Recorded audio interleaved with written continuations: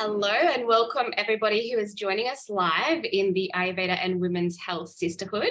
And if you're not joining us live and you're not in the sisterhood, we welcome you to join us. So just look for the Ayurveda and Women's Health Sisterhood on Facebook, and we do lots of free live trainings and all sorts of goodness in there. But I also want to give a really warm welcome to our amazing podcast listeners, because this is one of our podcast episodes that will be going live. So today we have a really interesting episode, and it's all about how to feng shui your way to greater health and abundance. And joining us to speak about it, because I'm no feng shui expert, that's for sure. So we've got Laili Gonzalez joining us, and she empowers women towards next level expansion, harmony, and wealth using the transformational art of feng shui, home energetics, and interior design. Her mission is to bring home energetics to the forefront of tools entrepreneurs use in propelling their lives forward for greater expansion and harmony. And she's all about the woo, the mindset, and the aesthetic. So it sounds a little bit like me. I'm all about the woo, the mindset, and the Eastern and Western medicine. So we have a lot in common already. So welcome to the episode, Laili. Love it. Thank you so much for having me, Harmony. So nice to be here. You're so welcome. And we were just chatting before we hit record. Laili is snugged up in like scarves and freezing, and I'm here melting at the moment, hot in the summer. So on other sides of the world. So it's so nice to be able to connect with you as well. So I always start with the rapid inspiration question. So can you please inspire us with what your superpower is? Ooh, my superpower. Well, I think when it comes to people, my superpower is that sort of connection and holding space for people, making friends wherever I go. It's something that is really important to me, and surrounding myself with people that I really love. And I've been lucky enough to really hone this so that over time, it's like everywhere I've lived, every place I've gone, I have not only made friends, but I have kept them for my lifetime. And when it comes to my work, it's, seeing things. When I walk into a space, my mind is already moving things around, checking things out. And I feel like it's this amazing ability to just see and know and connect with a space. So I guess connection goes through both of them. I love it. And what's your favorite quote or mantra at the moment? I think one of my favorite quotes is probably so many people's favorite quotes is the snippet from Marianne Williamson, which is about, our own, not being afraid of our own power. And it's actually even on my business card. And it's something that I think, so many people have heard, so many people can identify with. And it's just such an inspiring, like everything she does is inspiring, but that one in particular. 100%. It is absolutely one of my favorite quotes, like the full long quote that it is. Yes, exactly. It's so long that it's hard to actually quote it.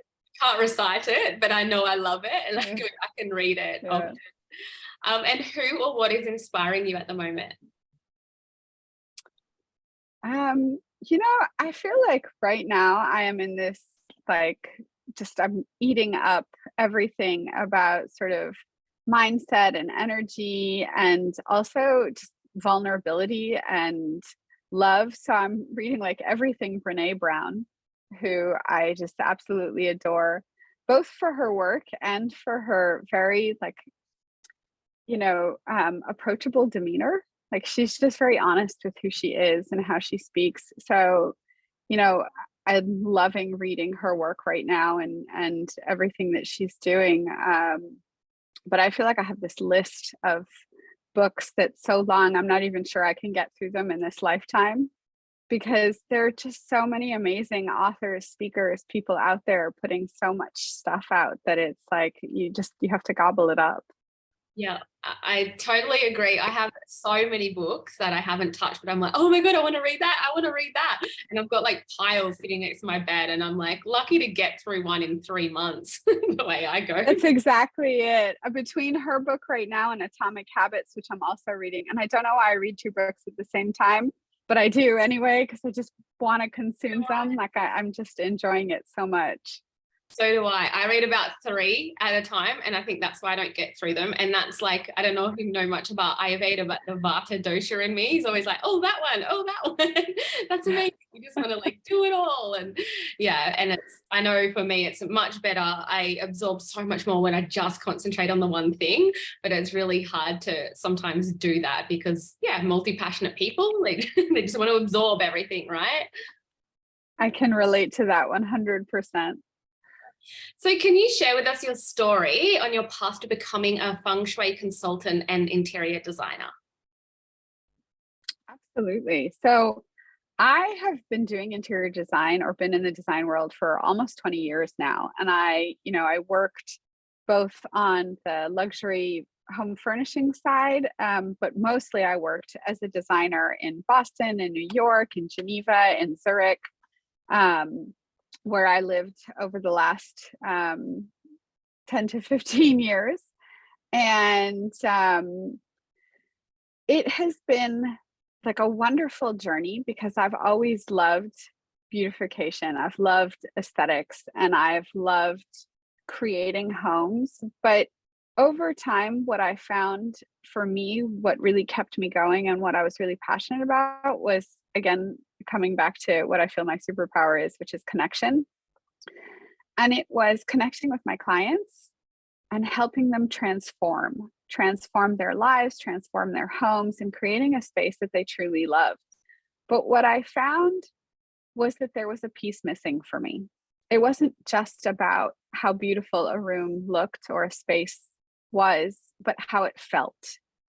And because I do love, energy and, like I said, woo and mindset, I started down this path that started with working on my own mindset, trying to sort of hone in on what I felt was missing in my own life, in my own home. I'm a mother of 3. At the time that I started this journey, I had only 2 children, but there was always tension. There was always sort of this feeling of something was not quite right. And I went to visit my in-laws, who I absolutely adore. And we're in their home, and my kids were just playing like beautifully, no tension, hours on end. And I was like, there is something here. There's something about this home. And I'd always told them their house, they love like collecting and buying things. So their house is full of stuff. And I think, one of the misconceptions about feng shui is that you have to be like super minimal and like declutter everything. And that's just not true. And they used to joke with me that, no one can feng shui our house because it's so full of stuff. And I was like, no, but this home really has good energy. And I saw it play out with my children. So when I went back to Zurich, where I was living at the time, I was like, the kids were squabbling again. The tension was back. And I just knew it was my home. And I started diving more into energy and, like crystals and space clearings. And it led me to traditional feng shui, which at that time I didn't know much about. Because a lot of the feng shui you read about online and you hear about, like I said, people think it's about decluttering your home or moving your furniture, or, it's sort of a much more generalized school of feng shui. So every home can be treated in the same manner. Whereas with traditional feng shui, that doesn't apply. It's unique. It's unique to your home based on when it was built, where it was built, how it was built, everything. And it was then that everything sort of clicked into place. And I started to learn about feng shui and eventually got certified because I found it so transformative for myself. I started to see sort of where my home was not supportive of my life. It was not supportive of my energy. It was not supportive of my family. It was not supportive for me financially. And little by little, building these things helped me gain so much clarity in my own life and create transformations. And, one of the things is it's, a lot of people are like, oh, feng shui, it's so magical. It really is, but it is not a magic wand. It does not transform your life unless you also step in to take those steps to transform your life. And it may not also look the way you think it's going to, because, that's one of the things about our health, about our mindset, about growth. You cannot predict the path it takes you on. But when you sort of harmonize your space, when you create that space, you know that with each movement forward, with each step forward, you're being supported. And that for me was just this amazing experience. And I was like, I have to share this. I have to do more than just beautify a home. I have to make it like a supportive, harmonious place for people to live. Amazing. And it's so true. Like your external environment really does impact your internal environment. And we look at that a lot in Ayurveda. So I specialize in Ayurveda for women's health, specifically hormonal health. Mm-hmm. And even as part of like hormonal imbalance, we look at like our external environments and how they can be impacting us internally, our stress, everything like that. So I think, yeah, there's definitely a lot to say for how you function in your environment, whether it be in your home or your work or vice versa. And like you found out when you went to your mother-in-law's house, like it just had that beautiful flow of energy. So I know that you also empower women, and you do that by harnessing the power of Feng Shui and the energetics so that they can crack their abundance code. So can you share with us, what is the abundance code? Well, I think it's different for everyone. I think what I might find abundant in my life might not be the same as the next person. And part of this is understanding yourself. So when I work with clients, I really like to take a step back and focus on what it is they're actually looking for. You know, abundance to one person can mean a certain amount of money coming in every month. Abundance to someone else can mean a ton of free time. Or it can mean the ability to purchase things without worry, but it also doesn't have to be that you're a millionaire. It's whatever is abundance to you. Good health is a part of abundance. Clarity, expansion, you know, growth, those are also parts of abundance.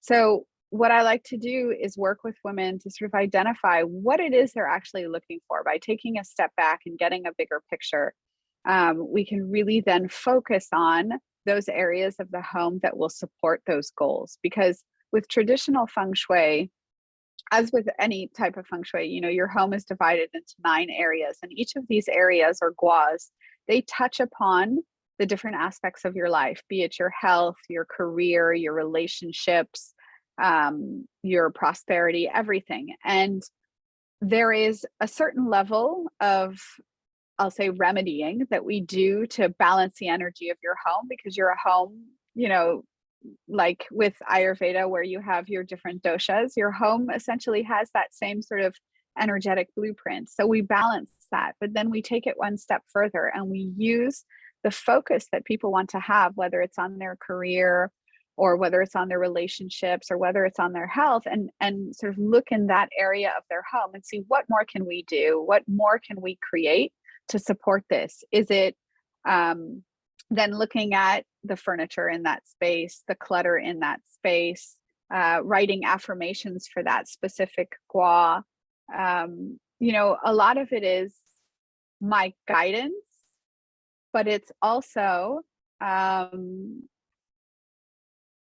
what you do. And what, I'm getting a call at the same time, sorry. So it's what you do in addition to what I am suggesting, sort of that combination of our inner and our outer work to create the life that you want and to crack that code for you. Oh, yeah, I think that, you know, there are so many people now are a lot more aware of doing the inner work and how much it really impacts our lives. Mm-hmm.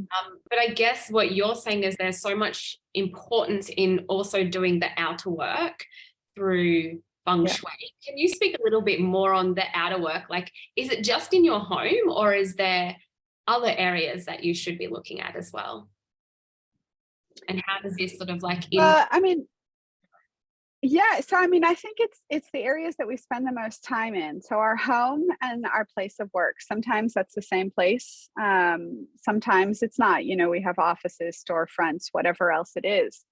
And I think, you know, you can use feng shui essentially in any building that you occupy, in order to create a more balanced and supportive environment. And in your home, I think it is the most essential, because like that is the center of your life, right? It's where you sleep, it's where you eat, it's where you connect with your family, it's where you nourish yourself, it's where you go for sort of refuge at the end of a long day. So making sure that our homes are supportive and using feng shui um, to do this is an incredible way to ensure that we are essentially co-creating with the universe, that we're using every tool that is available to us in our toolbox to make this space, to make our home, to make our lives better. And then, like I said, that also applies to work. A lot of us, we don't, if whether we work in the home or not, we spend a lot of time at our desks working in the office. Many jobs today are very sedentary. So we're in that one space. And when we take a look around us, decluttering is a huge thing that I prescribe. It's not necessarily feng shui, but it's like what you were speaking to about our outer world impacting us. When we have things all around us that are causing us stress because, they're in our field of vision, they're not in the place that they should be, or they're broken, or they need attention, that takes away from our energy. It takes away from our ability to focus. It takes away from our ability to rest. And it's cumulative. So as time goes on, that puts more and more impact and strain on us. So we want to ensure that when we are surrounded in a space, that we're doing our very best. It's not always going to be perfect. It's not always going to be clean and clutter free, but that we are doing our very best to create an environment that allows us, both on the inside and on the outside, to be calm, to have harmony, to have clarity, to have focus. And then we can use that energy to create, to be creative, to be more abundant with our time, with our money, with our work, everything. Absolutely. I know for myself, if I have clutter everywhere, I find it so hard to concentrate. And even, The same. oh, so hard. And even like when, you around bedtime, like if the house hasn't been cleaned, the things are all put back in their place, I just find it really hard to sleep because of that, I guess. Yeah, that clutter and that energy, like the energy is just different. It's not Absolutely. not peaceful. And it can be those little things, the clutter, it can be bigger things. If a light bulb is constantly burnt out, if you are in your bedroom and you love everything in your bedroom, but there's a vase that you put there, maybe you love it, but it's cracked and you see that crack every time. That is like a level of broken energy that's in your space. And in a bedroom where you're supposed to be, like, there are two functions for your bedroom. It is rest and it is romance. And if you're sitting in there looking at the crack on the vase, that's not going to induce rest or romance. If you're in your bedroom and you've got a pile of mail that you need to sort, that's not going to induce rest. So it's paying attention to these little things, and then also rectifying sort of the deeper levels with the more tailored home blueprints that we create. Absolutely. And so can you share with us where the health area is in our home and how that should be set up to create more abundant health? So the health area is actually one of the few places that you can find in any home very easily, because it's the center of your home. So with traditional feng shui, you have to look at your compass directions to find the different areas. It's not, it's prescriptive to each home. So it's not as easy to find if you want to talk about like your romance area or your career area. You have to know what direction everything faces. But with the health area, it's in the center of your home. And actually, interestingly enough, this year, based on the way the stars are aligned, is a very challenging year for everyone and anyone, because there is essentially a star that is not a very pleasant star sitting in the center of our homes and bringing in this sort of challenging energy. And so this is a year where we might actually see a lot of people struggling with health issues. And thankfully, this year being from February of 2022 to February of 2023. So we're almost at the end of it. And in February of 2023, this energy is going to lighten up. But keeping the center of your home open, clear, again, free of clutter, making it so that the pathway through this area is not a difficult pathway to go, because we want the energy to flow, right? So if you have a ton of furniture there and it's, because every layout is also different. Sometimes the center of your home is just a hallway space. Sometimes the center of your home is actually a bedroom or a family room or whatever it is. So you have to look in that specific space of your home, and just try and make sure that we don't have a lot of stuff there, that we don't have things blocking the energy from flowing through, and also not a lot of fire. So fire energy is brought in by things that are red, crimsons, cranberries, plums, burgundies, those deep red fire colors in Feng Shui, because we work with the elements. Normally in traditional Feng Shui, we actually use the physical element. So when I prescribe metal to someone in an area, I mean physical metal. But with fire, obviously, I'm not going to say light a fire in the center of your house or in this room. So it's done with color. And for this year, avoiding a lot of reds is actually an important thing in the center of our homes. And with Christmas coming, I think that's, not everyone celebrates Christmas, but for those who do, and all of our many, many Christmas decorations that tend to be an overwhelming amount of red, this is a good year to not do that. Fair enough.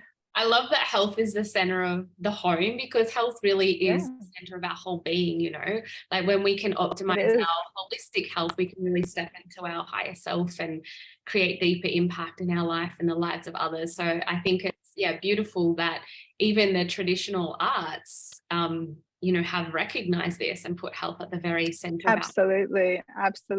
And health is, a central tenet of Feng Shui. I mean, I think in general, Feng Shui aside, we are all looking for relationships, like connection, whether, however we want it, whether it's romantic or not. We're looking for financial security, and we're looking for health, because, those are the things that we as humans, we are always on the search for and always trying to cultivate. And I think that's also why I say abundance, it depends on the person, because some people, they have the health, so their level of abundance goes to wealth, and other people, they have the wealth, but they want the health, because without that, what else, what can you do if you can't enjoy it, if you're not healthy enough? Absolutely. And just with the center of the house for health, if you have a double story house, is it both stories, the center of both stories? Yes. Absolutely. Yes. So with every story of your house, you basically repeat that 9 area grid pattern. So the center would be on each floor. Okay, sure. And another a huge part of health really is our mindset. And you work with aesthetics of the home and mindset. So can you share with us how these two elements work in with Feng Shui to create that balanced home, but also the balanced state of being? I know we've already sort of touched on clutter. External clutter can internally clutter the mind and so on. But is there more to speak of the mindset piece of this, the aesthetics? Yes. I mean, I think for me, it's really important that when I'm working with someone, they do understand that it is a game of balance. It is like the yin and the yang. It is, what we put into it is not just, it's not enough to just say, okay, my home is balanced and that's everything. Now I'm not going to do anything to make myself feel healthier or happier or whatever. You have to put effort in, right? It's like buying a treadmill. You're not going to lose the weight unless you get on it. So I think with mindset, what I like to look at, again, it's very tailored and individual, but helping people sort of, once they have that idea of what they want to focus on and what is important to them and what they're struggling with, because that is also often what brings us to these transformational activities like Ayurveda, like Feng Shui, these very transformational systems, is that we are struggling with something. So I like to then work with people to focus on things like affirmations, to focus on, if I can think of like certain activities, books, podcasts, anything that I think might help. Um, you know, and for me, it's also, again, coming back to connection, knowing the experts who can help. Because, um, for example, I'm not an Ayurveda expert, but if I see that someone is struggling with their health and I see that they are doing the work physically in their home, but they need more guidance, they need something a little bit more in depth, then I'm going to recommend to them, here are some things that you can take a look at. Ayurveda is one of them. Let's look at this person. Let's, set up our goals for what we want, focus on setting up the physical space, and then let's take a look at how you can do that through another tool and another pathway. And then aesthetically, I think it's also just important to say that, for me, it's important your house still looks nice. Sometimes with the remedies that are recommended with Feng Shui, it can be challenging because, like I said, if I'm telling you to put 30 kilos of metal in one space and fire in another, but the fire goes in a room where, I don't know, your decor doesn't really match with red. How can we bring it in a way that's effective but also still pleasing to the eye? How can we put that amount of metal so that it's still open to the air and still affects the chi and the flow in your home without it being seen? Is it that we buy a metal-based table? Is it that we buy metal discs and place them underneath something or inside an open weave basket? How can we find ways so that when you walk into a space, not only are you energetically supported, but visually you're like, oh, I love my home. I love that. It all makes so much sense. And I love how you marry the inner world and the outer world. It just brings holistic health to a whole new level. I'm just loving this. Do you have an inspiring story of a client that you've worked with their home that you'd like to share with us? Yeah, I mean, I feel like one of my favorite stories is actually a client of mine who, she was living in a condo. It was not feng shuied. And she was getting really frustrated just in the space, wanted more room, wanted all of these things. And before she moved, she actually contacted me and we started running numbers on the homes. So when you run the numbers on a home, I can tell you from an external point of view, there are 4 house types, and I can tell you whether it's good for people and good for money, or good for one, not the other, or bad for both, essentially. And we found a house that she loved. And then we ran the numbers on it. It happened to be good for people and good for money. And she moved into this home. We then feng shuied the home. And since she's been there, so many things have sort of shifted and fallen into place for her. She's been, in the same career for quite a long time. And she had always wanted to sort of take that next step.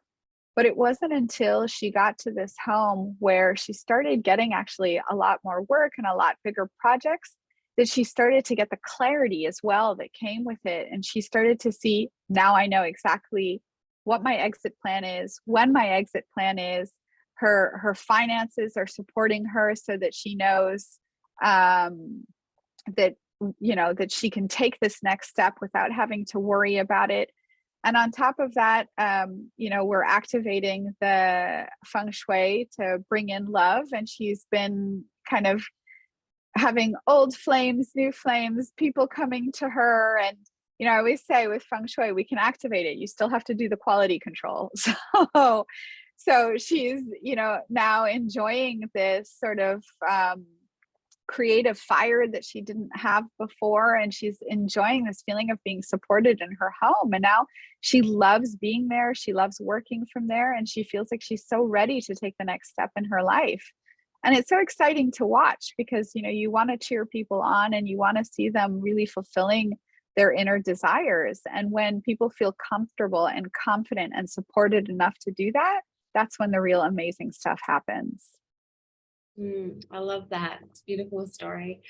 And yeah, thank you so much. You've shared so much insights and wisdom, and it's really exciting to learn about how we can help our health, not only by doing all the, the typical things we know about lifestyle, diet, all of those type of things, but also how much our home can impact our health and our abundance. Is there, just before we go, is there like a misconception about Feng Shui that you would like to clear up, and any takeaway that you would like to leave us with?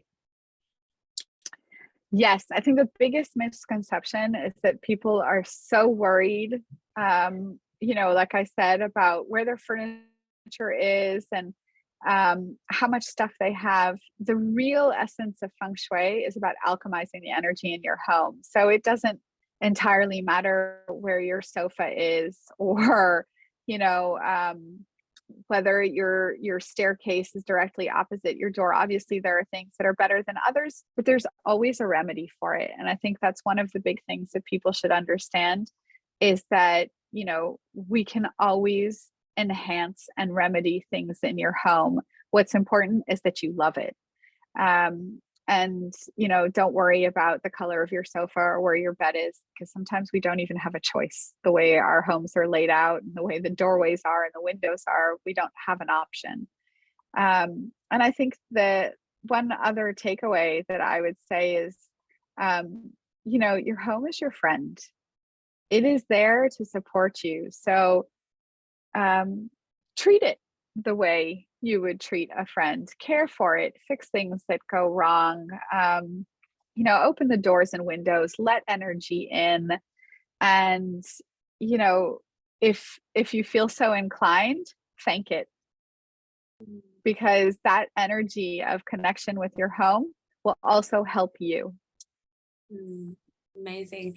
I love how you said that you've got to love it, because I think that's the thing. Like, we can think about doing Feng Shui ourselves and like YouTubing it or Googling it or whatever and be like, oh, I've got to move the desk here. Like, I've been told, like in my old house where the office was, my desk was facing out the window to water, because I love that, but the door was behind me, and they're like, oh, that's the wrong energetics, you got to turn it around. I'm like, but then I'm looking at the toilet outside the door. So I was like, I didn't ever shift it because I just knew I wouldn't love it. And a part of the energy also has to be, like, the way I see it is, you've got to be comfortable with how it looks and how it feels to you as well. So yeah, we did a few other little things that helped that space. But yeah, I like how you brought that up. Like, there's always little things that you can do, and it's all about, like, you have to still love the space, not just. Absolutely. Amazing. So where can our listeners find you? So they can find me on Instagram at The Measured Life. They can also find me on my website by the same name, so www.themeasuredlife.com. And I also have some fun things that you can do that are for free. People can download to sort of get the energy flowing in their homes on the website. And yeah, you can always send me an email or find me on Facebook as well. Thank you. Thank you so much. I've really appreciated having you on. And if you're listening to this episode now or in the future, and you've had some great takeaways, we would love for you to share those takeaways with us. So take a screenshot of you listening to the episode and tag us on Instagram. I'm at Harmony Inspired Health, and Laili is The Measured Life.